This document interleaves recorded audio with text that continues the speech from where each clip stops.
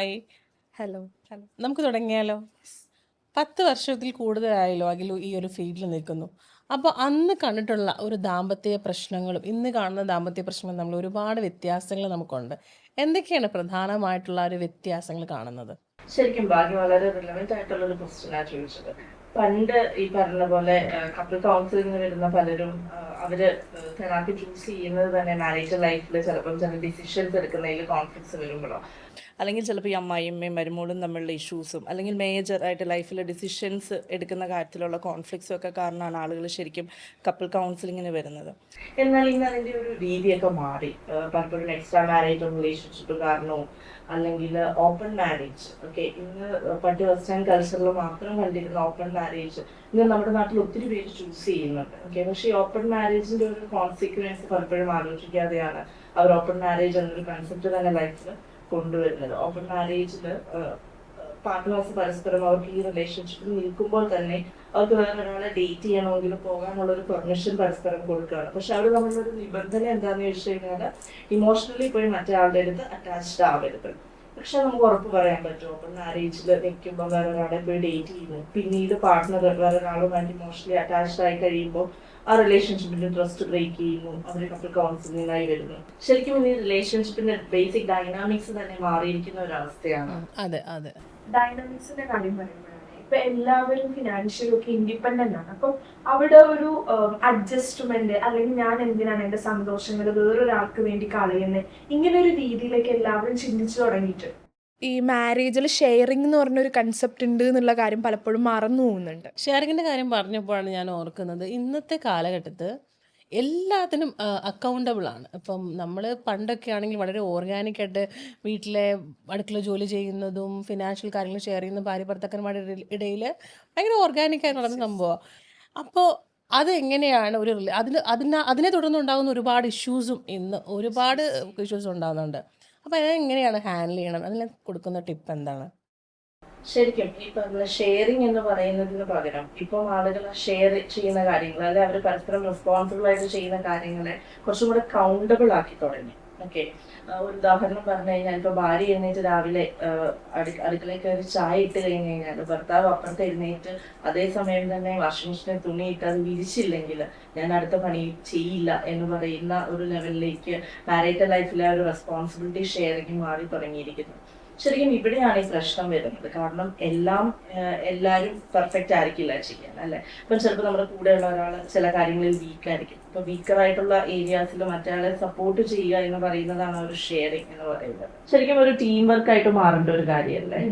അതായത് ഈ ടീം വർക്കിന്റെ കാര്യം പറയുമ്പോഴാണ് ഇപ്പൊ നമ്മളൊക്കെ തന്നെ എന്ന് പറഞ്ഞാൽ ഒരു 8 hours ഓഫ് വർക്കിംഗ് കഴിഞ്ഞിട്ടായിരിക്കും വീട്ടിലോട്ട് ചെയ്യുക. അപ്പൊ അവിടുത്തെ റെസ്പോൺസിബിലിറ്റീസ് ആയിക്കോട്ടെ അല്ലെങ്കിൽ കുട്ടികളുടെ റെസ്പോൺസിബിലിറ്റീസ് ഒക്കെ ചെയ്യാന്ന് പറഞ്ഞത് വളരെ ടയറിംഗ് ആയിട്ടുള്ള ഒരു ജോബാണ്. അപ്പം ഇവർ രണ്ടുപേരും പരസ്പരം ബ്ലെയിം ചെയ്യാതെ അതൊരു ടീം വർക്കോടെ ചെയ്യുമ്പോഴാണ് അത് പലപ്പോഴും സക്സസ്ഫുൾ ആവുന്നത് അല്ലേ. പക്ഷെ ബേസിക്കലി ആ കൺസെപ്റ്റിൽ നിന്നൊക്കെ മാറിയിട്ട് ഇക്വാളിറ്റി എന്ന് പറയുന്നത് ഈ പറഞ്ഞ ഷെയറിംഗിലേക്ക് കൊണ്ടുവരാൻ ആളുകൾ നോക്കുക. അപ്പൊ അത് അങ്ങനെ പ്രോപ്പറായിട്ട് നമുക്ക് ഈക്വൽ ആയിട്ട് കൗണ്ട് ചെയ്ത് ഡിവൈഡ് ചെയ്യാൻ പറ്റുന്ന ഒരു കാര്യമല്ല, മറിച്ച് നമ്മൾ വേറൊരാളെ സപ്പോർട്ട് ചെയ്യുകയാണ് അതിനകത്ത് വേണ്ടത്. എന്ത് കാര്യം എങ്ങനെ എപ്പോൾ എവിടെ ഏത് രീതിയിൽ ചെയ്യണം എന്ന് പരസ്പരം ദമ്പതികൾക്കിടയിൽ ആ ഒരു എന്താ പറയാ ഒരു ധാരണ അത് പ്രോപ്പറായിട്ടുണ്ടെങ്കിൽ കുറച്ചുകൂടെ ബെറ്റർ ആയിട്ട് അവർക്ക് ഈ ഷെയറിങ്ങിനെയൊക്കെ കാണാൻ പറ്റും. ശരിക്കും പറഞ്ഞൊരു ഫുട്ബോൾ ഗ്രൗണ്ടിൽ നമ്മൾ ബോൾ പാസ് ചെയ്യുന്ന ലാഘവത്തോടെ വേണം ശരിക്കും മാരേജിനെ കാണാൻ. ഒന്ന് ആലോചിച്ച് നോക്കിയേ, ഒരു ടീം അവർ ഒരുമിച്ച് ഒരു പ്ലേ ഗ്രൗണ്ടിൽ കളിക്കുമ്പോൾ കൂട്ടത്തിലുള്ള ഒരാൾ ചിന്തിക്കുക ഞാനിപ്പോൾ ബോൾ പാസ് ചെയ്ത് കഴിഞ്ഞാൽ മറ്റേ ആളല്ലേ ഗോൾ അടിക്കാൻ പോകുന്നതെന്ന് ചിന്തിച്ചിട്ട് ആ ബോൾ പാസ് ചെയ്യാതിരുന്ന ശരിക്കും അവർ ആ ഒരു ടീം തോൽക്കുക ചെയ്യുന്നതല്ല. അപ്പോൾ മാരേജ് എന്ന് പറയുന്നത് ശരിക്കും ഒരു ടീം വർക്കാണ്. അപ്പൊ ആ ടീം വർക്കോട് കൂടി അതിൽ മുന്നോട്ട് പോയാൽ മാത്രമേ രണ്ടുപേർക്കും ഹാപ്പി ആയിട്ടും ഹെൽത്തി ആയിട്ടും മാരേജിനെ മുന്നോട്ട് കൊണ്ടുപോകാൻ പറ്റുള്ളൂ. ഇൻഡിപെൻഡൻസിയുടെ ഷെയറിങ്ങിൻ്റെ ഒക്കെ കാര്യം പറഞ്ഞു വരുമ്പോൾ ഇന്ന് കാണുന്ന ഒരു പ്രവണതയാണ് കല്യാണം വേണ്ട ആളുകൾക്ക്. ഫിനാൻഷ്യൽ ഫ്രീഡം ഉണ്ടെങ്കിൽ അല്ലെങ്കിൽ നല്ല ജോലി ഉണ്ടെങ്കിൽ അവർക്ക് കല്യാണം വേണ്ട എന്ന് പറയുന്ന ഒരു വിഭാഗം തന്നെ ആളുകളുണ്ട്. അതൊരു ട്രെൻഡായിക്കൊണ്ട് മാറിക്കൊണ്ടിരിക്കുകയാണ്. അപ്പം അത് ആക്ച്വലി ഒരു കല്യാണത്തോടുള്ളൊരു പേടിയാണോ അതോ ഇൻഡിപെൻഡൻസി കൂടി പോയിട്ടുണ്ടാകുന്ന ഒരു പ്രശ്നമാണോ? സ്ത്രീകളുടെ ഇൻഡിപെൻഡൻസി ഓക്കെ ആ ഒരു ഇൻഡിപെൻഡന്റ് ആയിട്ട് നിൽക്കാൻ അവർക്ക് ആ ഒരു സ്പേസ് ഉള്ളൂ. ഞാൻ എന്തിനാ വേറൊരാളെ എന്റെ ലൈഫിൽ കൊണ്ടുവന്നിട്ട് കോംപ്രമൈസസ് ചെയ്യുന്നത് അല്ലെങ്കിൽ എന്തിനാ ഞാൻ ഒരു അഡ്ജസ്റ്റ്മെന്റിന് വേണ്ടി റെഡി ആവുന്നതെന്ന് ചോദിക്കുന്ന ഒരുപാട് പേരുണ്ട്.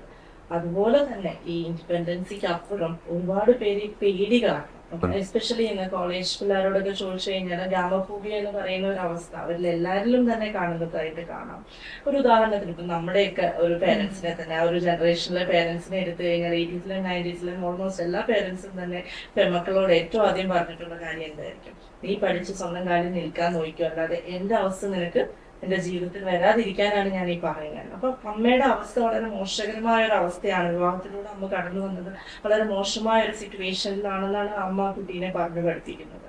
ഫ്രണ്ട്സിനിടയിലാണെങ്കിലും ഇപ്പം നമ്മൾ ചോദിച്ചു കഴിഞ്ഞു കഴിഞ്ഞാൽ ആദ്യം പറയുന്നത് വിവാഹം എന്ന് പറയുമ്പോൾ തന്നെ അവർ പറയുന്നത് നീ പെട്ടു അല്ലേ, ഈ ഒരു ചോദ്യമാണ് നമ്മൾ ഫേസ് ചെയ്യുന്നത്. അപ്പൊ വിവാഹം എന്നത് എന്തോ ഒരു പെടുന്ന അവസ്ഥയാണ്. ഇതും നമ്മുടെ മനസ്സിൽ വല്ലാതെ ആഴത്തിൽ കയറുന്ന ഒരു സിറ്റുവേഷൻ ഡെവലപ്പ് ചെയ്യുന്നുണ്ട് അല്ലേ. അതേപോലെ തന്നെ ഒത്തിരി പേര് പറയുന്നത് കേൾക്കാറുണ്ട്, വിവാഹം കഴിഞ്ഞാൽ നിങ്ങൾ ഈ തോന്നിവാസമൊക്കെ നിന്നോളൂ, ഈ തോന്നിവാസം നടപ്പൊക്കെ നിന്നോളൂ. അപ്പം വിവാഹത്തോടുകൂടി എന്റെ ഫ്രീഡം നഷ്ടപ്പെടുകയാണ് എന്നാണ് നമ്മൾ ആ കുട്ടികളെ പഠിപ്പിക്കുന്നത്. പിന്നെ ഇപ്പം TV സീരിയലും അല്ലെ സിനിമ എടുത്തു കഴിഞ്ഞാലും അമ്മായിയമ്മയും മരുമോളും തമ്മിലുള്ള ബന്ധമൊക്കെ വളരെ മോശമായ രീതിയിൽ ചിത്രീകരിക്കുന്ന ഒരു കാലഘട്ടത്തിലല്ലേ. റിയൽ ലൈഫിൽ ഇപ്പം നടക്കുന്ന പല കാര്യങ്ങളും അല്ലെ, ഒറ്റപ്പെട്ട സംഭവങ്ങളാണെങ്കിൽ പോലും അത് നമ്മൾ മാധ്യമങ്ങളിലൂടെ കാണുമ്പോൾ അത് ഒരു ഭീകരമായ ഒരു അവസ്ഥയാണ് നമ്മളുടെ മനസ്സിലേക്ക് കടന്നു വരുന്നത്. അപ്പം അതിനൊരു റീസണായി മാറുന്നുണ്ട്. പിന്നെ ഈ പറഞ്ഞ ഇൻഡിപെൻഡൻസി എന്ന് പറയുന്ന ഒരു കാര്യം. ഓക്കെ, അപ്പം ഇൻഡിപെൻഡന്റ് ആവാൻ എല്ലാവരും റെഡിയാണ്, അല്ലെങ്കിൽ അവർക്ക് ഇൻഡിപെൻഡന്റ് ആയിട്ട് ജീവിക്കണം. പക്ഷെ പലപ്പോഴും ഇൻഡിപെൻഡന്റ് ആയിട്ട് എനിക്ക് മാരേജ് വേണ്ട എന്ന് പറയുന്നവരും തന്നെ വേറെ ആളുകളിൽ പോയിട്ട് ഇമോഷണലി ഡിപ്പെൻഡന്റ് ആവുന്നത്. അതൊരു പാർട്ട്ണറൊന്നും ഇല്ല, അവരുടെ ഫ്രണ്ട്സ് ആവാം, ഓക്കെ, അല്ലെങ്കിൽ അവർ ചെറുപ്പം മുതൽ അവരുടെ കൂടെ ഉണ്ടാകുന്ന ആരെങ്കിലും ഒക്കെ ആവാം. അപ്പൊ അവരുടെ ലൈഫിലെ ട്രാൻസിഷൻസ്, അല്ലെങ്കിൽ അവർ പുറത്തേക്ക് പോകുന്ന ഒരു വേറൊരു കൺട്രിയിലേക്ക് പോകുന്ന ഒരു സിറ്റുവേഷൻസ്, അങ്ങനത്തെയൊക്കെ സിറ്റുവേഷൻസിൽ ഈ ഫ്രണ്ട്ഷിപ്പിൽ പോലും പല ഫ്രണ്ട്സും ഡിപ്രഷനിലേക്കൊക്കെ പോയിട്ട് ഒരു ഫ്രണ്ട് ഇന്ന ഒരു സ്ഥലത്തേക്ക് ട്രാൻസിഷൻ വന്നതാണ്. But they are not able to manage it. അപ്പൊ അങ്ങനത്തെ സിറ്റുവേഷൻസിലൊക്കെ പോകുന്ന ആളുകളെ ഇന്ന് നമുക്ക് ഒരുപാട് കാണാൻ സാധിക്കുന്നുണ്ട്. ആക്ച്വലി മാരേജ് വേണ്ട എന്ന് പറയുന്നുണ്ടെങ്കിലും ഇപ്പൊ റെലവെന്റ് ആയിട്ടുള്ള കുറെ ഡേറ്റിംഗ് ആപ്സ് ഒക്കെ സൂചിപ്പിക്കുന്നത് എന്താണെന്ന് വെച്ചാൽ അവർക്ക് ഈ ഇമോഷണൽ ഡിപ്പെൻഡൻസി ആവശ്യമായിട്ടുള്ളതാണെന്നാണ്. അതായത് മാരേജ് എന്നുള്ള ഒരു കമ്മിറ്റ്മെന്റിലേക്ക് മാത്രമേ അവർക്ക് കടക്കാൻ ബുദ്ധിമുട്ടുള്ളൂ. പക്ഷെ അതേസമയം അതിൽ നിന്ന് നമുക്ക് കിട്ടുന്ന കുറെ പോസിറ്റീവ് ആയിട്ടുള്ള കാര്യങ്ങൾക്ക് അവർക്ക് സ്റ്റിൽ വേണ്ടതായിട്ടുള്ളതായിട്ട് എനിക്ക് തോന്നിയിട്ടുണ്ട്. അതെ, കുടുംബജീവിതം എന്ന് പറഞ്ഞ ഈ ടോപ്പിക് ആക്ച്വലി ഒരു കടൽ പോലെ കിടക്കുന്ന ഒരു ടോപ്പിക്കാണ്. അപ്പം ഈ ഒരു ടോക്ക് ഷോ തുടർന്നുകൊണ്ട് പോകണം അല്ലേ നമുക്ക്. അതെ, ശരിക്കും ഈ മാരീഡ് ലൈഫ് എന്ന് പറഞ്ഞു കഴിഞ്ഞാൽ നമുക്ക് ഒരു ഷോയിലൊന്നും നമുക്ക് പറഞ്ഞു തീർക്കാൻ പറ്റുന്ന ഒരു കാര്യമല്ല. അതിൽ ഒരുപാട് കാര്യങ്ങൾ അതിനകത്ത് ഷെയർ ചെയ്യാനുണ്ട്. എസ്പെഷ്യലി നമ്മൾ ഈ മണ്ണാങ്കട്ടയും കരയിലയുടെയും ഒരു സ്റ്റോറി പോലെ തന്നെയാണ്. രണ്ടുപേരും വീക്കറായിട്ടുള്ള ഏരിയാസ് ഉണ്ടാവും, അവിടെ പരസ്പരം സപ്പോർട്ട് ചെയ്തിട്ട് ഓക്കെ ആരെവിടെ വീക്കാവുന്നു മനസ്സിലാക്കി ആ സപ്പോർട്ട് ചെയ്ത് മുന്നോട്ട് പോകാനുള്ള ഒരു മെന്റാലിറ്റി ആളുകളിൽ ഡെവലപ്പ് ചെയ്യാൻ നമ്മുടെ ഈ ഷോയ്ക്ക് സാധിക്കുമെങ്കിൽ, കുറെ പേരുടെയെങ്കിലും ലൈഫിൽ ഒരു ചേഞ്ച് വരുത്താൻ നമുക്ക് സാധിക്കുമെങ്കിൽ അതൊരു വലിയ കാര്യം തന്നെയല്ലേ.